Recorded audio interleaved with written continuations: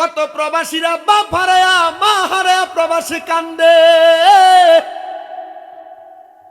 আমি গত বছর উমরা করতে গেছিলাম, অনেক প্রবাসীও বিদেশে থাইকাম মা হারায়া বাবা হারায়া কান্দে।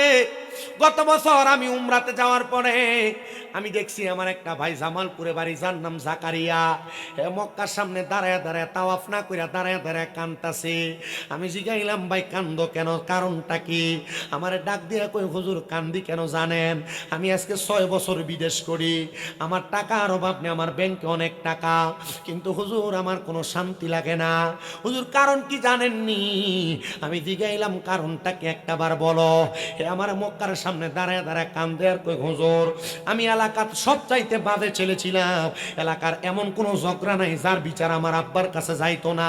আমার আব্বা আমার জ্বালা যন্ত্রণায় আব্বা জানের 4টা দুধের গরু ছিল বিক্রি কইরা আমার আব্বা আমার বিদেশ পাঠানোর জন্য 3 লাখ টাকা দিয়া দিছে। হুজুর ভিসা যখন সাবমিট হয়ে গেছে, কনফার্ম হয়ে গেছে, আমার বিমানের টিকেটের জন্য আমার আম্মা জান ওনার গলার সিনটা বিক্রি করে দিছে। বিক্রি কইরা আমার আম্মা জান আমারে বিদেশ পাঠানোর ব্যবস্থা করছে। আমার আব্বা জান যাওয়ার সময় আমারে চলার জন্য কিছু টাকা দিব। আমার আব্বা কোরবান দেওয়ার জন্য ছোট একটা গরু রাখছে। হুজুর ওই গরুটাও কোরবান দেয় নাই, আমার আব্বা গরুটা বেচে আমার হাতে টাকাটা দিয়া দিছে। হুজুর আমি এয়ারপোর্ট দাঁড়ায় আব্বারে কইছি আব্বা আপনি যে আপনার সবদি গরু বেচছেন, কোরবানির গরুটাও বিক্রি করে দিছেন, আব্বা গো কোরবানি দিবেন কেমনে? আমার আব্বা চোখের পানি ফালায় কান্দে আর কই পুত্রে তুই বিদেশ যে বেতন পাঠাইলে ওই বেতনের টেহারা দিয়ে আমি আব্বা গরু কিনা কোরবানি দিমু। হুজুর জানেননি আমি প্রথম মাসে 1,20,000 টাকা সৌদি আরব যাওয়ার পরে কামাই করছি, আমার বেতন মাত্র 40,000 টাকা। আমি বকশিস পায়া পায়া টাকাগুলা জমায়া আমি আমার আব্বার অ্যাকাউন্টে টাকাটা পাঠাইছি। আমি আমার বোনের মোবাইলে কল দিছি আমার আব্বারে মোবাইলটা দেওয়ার জন্য। আমার বোন কোনো কথা কয় না, আমার বোন চিক্কুর দিয়া ডাক দিয়া কয় বাইরে আব্বারে টাকা দিবার লাইগা তুমি খবর কইটা ফোন দিছ, আব্বা দুনিয়াতে নাই। হুজুর আমার আম্মা আমারে কইছিল আমি যদি কোনো সময় কামাই রুজি করি আমার মারে আমি মক্কা মদিনায় না হজ করাইতাম। হুজুর আমি প্রতি মাসে 2 বার মক্কা মদিনা আসি। হুজুর আমি মক্কা মদিনা আসলে আমি হজ করতে করতে আমার চোখের পানি বায়া বায়া পড়ে। আমার ব্যাংকের টাকার অভাব নাই, আমার মা বাবার বড় অভাব। আমি আমার মা বাপরে হজ করাইতে পারি নাই, আমি আমার মা বাপরে কোরবানি দিতে টাকা দিছি, আমার আব্বা আম্মা আমার কোরবানির টাকা দিয়া কোরবান দিতে পারে নাই। হুজুর কোরবানির যার 2 দিন আগে আমি টাকা পাঠাইছি আমার আম্মার টাকা কোরবান দেওয়ার জন্য।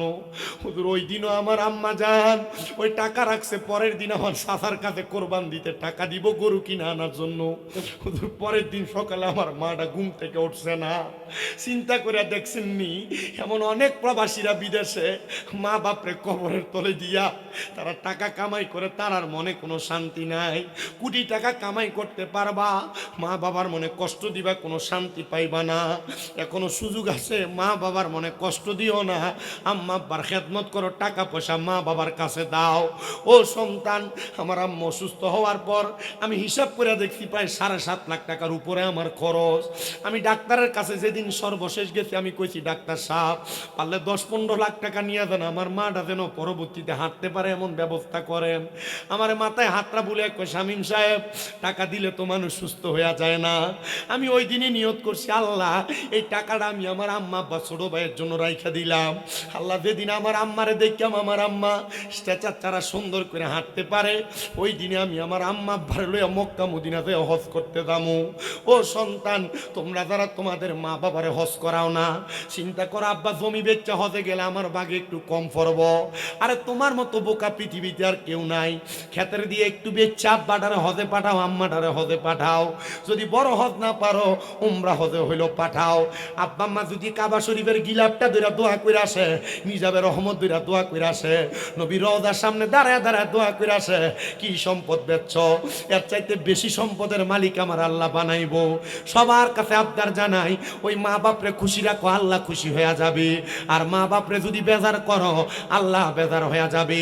এই জন্য আমি আমার মহিতপুর দক্ষিণ পাড়া বাদশামিয়া বাড়ির প্রবাসীদের উদ্যোগে যে কবরবাসীর স্মরণে চতুর্থতম মাহফিলে যারা টাকা দিয়া, পয়সা দিয়া, শ্রম দিয়া, বুদ্ধি দিয়া, পরামর্শ দিয়া, মাইক দিয়া, লাইট দিয়া, প্যান্ডেল দিয়া এবং তাবারুকের জন্য যারা টাকা পয়সা দিয়া উপস্থিত হইয়া প্রবাস থেকে যারা শরীক হইছে, আমি সবার কাছে একটাই আবেদন করব, দুনিয়ার সব থাকবে একদিকে, মা বাপ থাকবে একদিকে।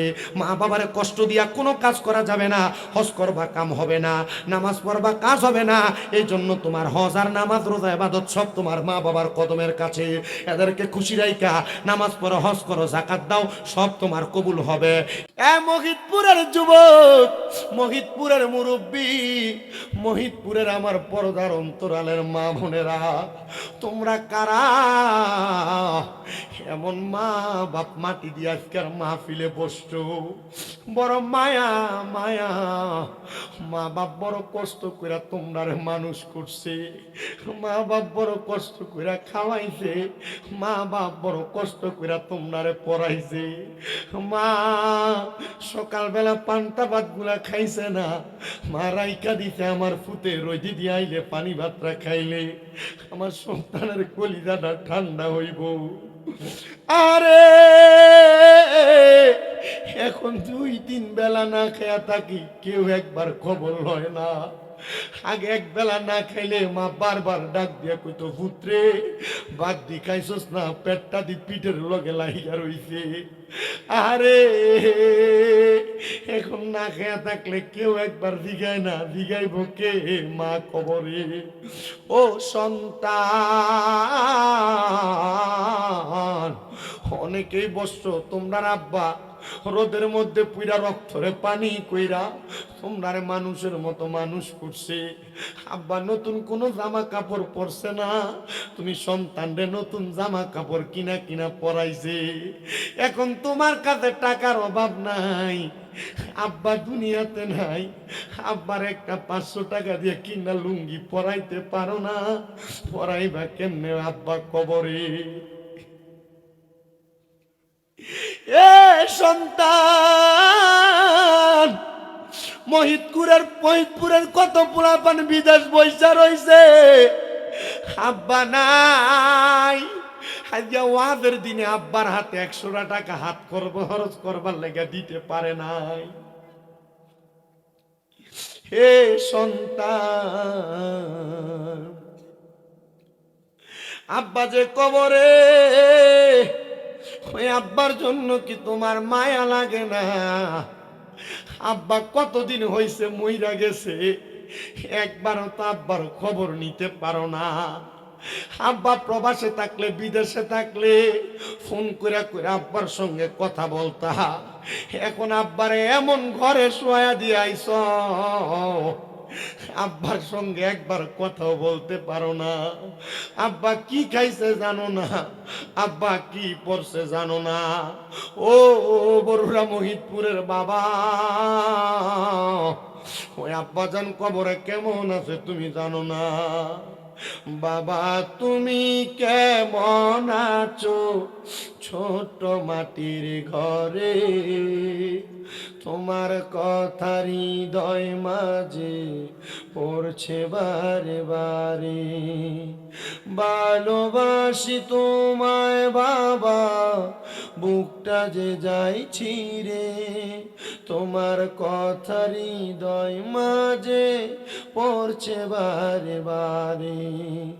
বাবা গো, ও বাবা, বাবা গো।